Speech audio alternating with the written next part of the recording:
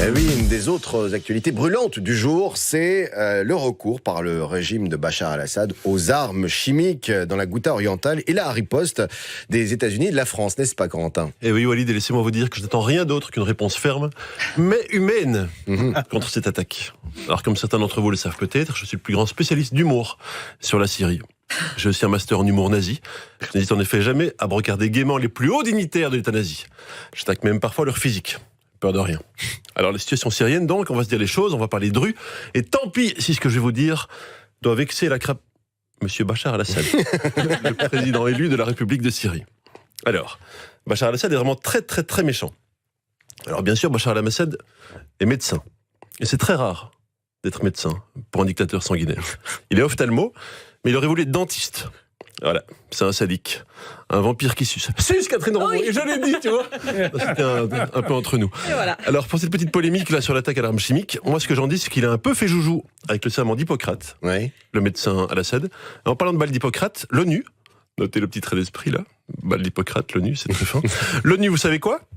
Quoi? Il va quand même pas critiquer l'ONU sur la première? Non. Quand même pas.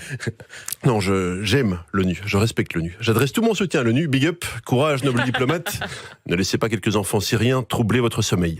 Alors, que fait l'ONU pour protéger les gentils Syriens? Les Syriens sont gentils. Eh bien, les réunions entre étrangers, au Conseil de sécurité, se multiplient. Hier encore. Assad sait depuis 2011 qu'il peut tuer toute sa population un par un jusqu'au dernier. C'est open bar. De toute façon, dans 15 ans, il sera invité à l'Élysée. Mais attention, il y a un piège. Il peut tuer, massacrer. Mais Il peut massacrer à la fourchette, oui. au mixeur. Il peut tronçonner, il peut jeter les gens dans un hélicoptère en leur attachant les bras pour les empêcher d'essayer de voler. Il peut les dissoudre dans de l'acide, ce qui va très vite. Il peut les dissoudre dans du Coca-Cola, ce qui prend des heures et des heures.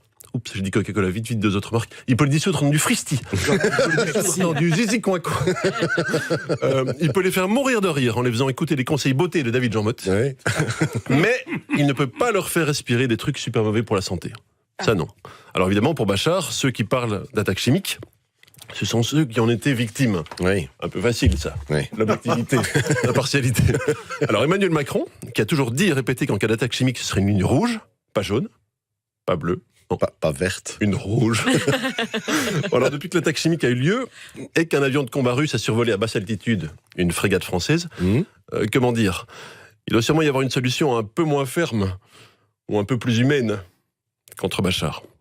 Alors il n'arrête pas Emmanuel Macron. Emmanuel Macron s'est rendu hier à la conférence des évêques de France. Je ne sais pas si vous avez vu. Oui. Il a eu le droit d'essayer différentes robes. Regardez, je suis sur Emmanuel. Alors,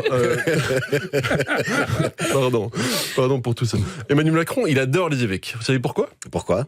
Parce que les évêques sont les seuls qui n'ont jamais jugé cette très jolie histoire d'amour avec les évêques comprennent très bien les relations sexuelles entre deux personnes qui ont une très grande différence d'âge. Non. C'est marrant parce que c'est vrai. Alors pour en revenir à la Syrie, il est de plus en plus probable que Bachar al-Assad ne gagnera à nouveau pas le prix Nobel de la paix cette année. Et qu'on sera là peut-être avec le prix Nobel de chimie. Mais sur une carte de visite, c'est quand même moins classe. 40 morts, hein. Donc le mec, dont le mec qui a reçu le baril de chlore sur la tête. Ah oui, quand même. Oui. Alors on l'a compté dans les victimes de l'attaque chimique. Franchement, il y a débat. Bon alors le chlore. Le chlore, c'est hyper utile dans une piscine. C'est pas vraiment une arme chimique. Ça, c'est l'argument de ceux qui ne veulent pas intervenir. Alors, les gens ne mettent pas de l'arme chimique dans leur piscine. C'est vrai. Du chlore, oui. Oui. Donc, ça se tient. Oui. Tous les rebelles islamistes sur place ont du chlore, déjà. Alors, ils pourraient très bien s'en jeter eux-mêmes, parce qu'ils n'ont pas tous été à l'école. Donc, ça, c'est le deuxième argument de ceux qui ne veulent pas intervenir. Donc, tous les rebelles ont du chlore. Il suffit d'avoir une piscine.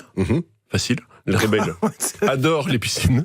C'est un signe de réussite sociale en Syrie. C'est vrai. Oui, d'avoir du chlore dans son abri de jardin. Également appelé pool house. Alors, donc Bachar al-Assad peut bombarder tout le monde bien conformément aux lois de la guerre, en arrachant des bras. Avec des chutes missiles, ça va très bien. C'est cachère. Mais avec du chlore, non. C'est très, très, très, très grave. Alors j'espère que les enfants qui nous écoutent cette semaine, parce qu'ils sont en vacances, ont bien compris ce que je viens de dire. Il y a une morale à cette histoire. C'est que le chlore, quand il y en a trop, on a les yeux tout rouges. Merci, Corentin Candy.